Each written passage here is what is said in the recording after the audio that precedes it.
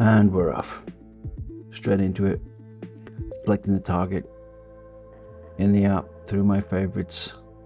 Down we go. 3 Atlas at 15 degrees. I found out this morning that it's not tracking actually the object, I'm going to call it. It's actually tracking the stars surrounding 3I Atlas. So while it's going through, oh no, we're already here. Here we go.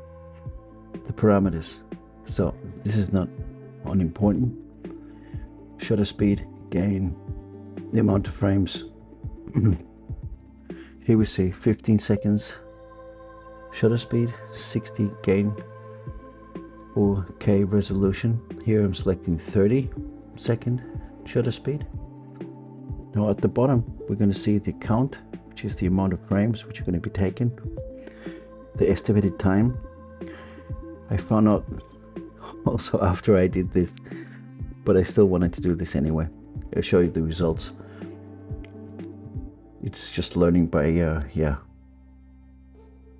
learning by doing, because if you find out afterwards. But getting back to it, we can see that the time of 4 hours 9 minutes, if you have the count set at 999, which is most of the times after you turn off the auto parameter.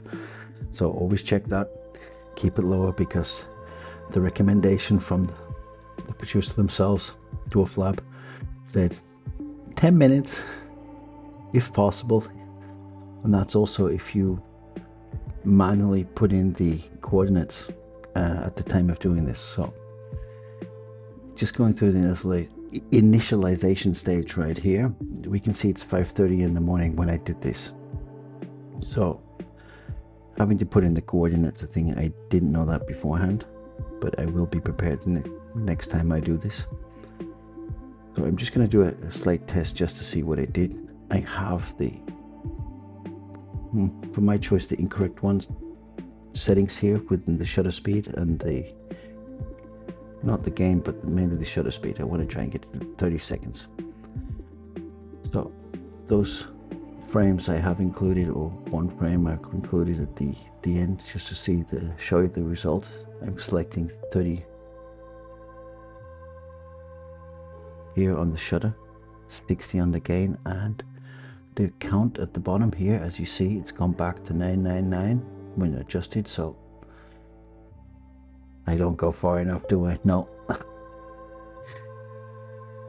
Oops. Slightly over 10 minutes, isn't it? Oh, I didn't know then, did I?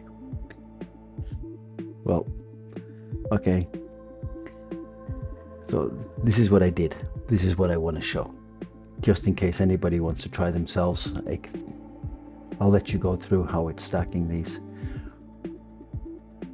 Hope you enjoyed the music.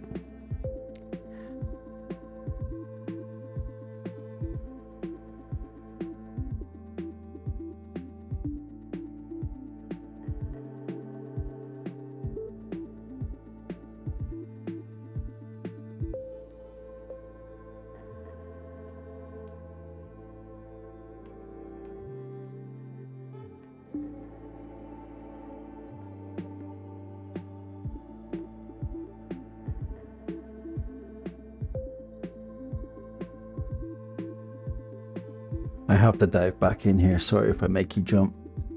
Those green spots which have appeared, and just slightly, well, green dots around the object, and to the left of it you'll see red ones. I don't have the exact terminology of that, but that is something to do with the camera, I'll say. I haven't got the information, and I don't want to give any wrong information. I just, as you can see, press the button and it's doing its thing. So here's the first image. This was the one I stopped. So you can see the first thing what's going on. There's definitely bright stars and that faint ball which is there.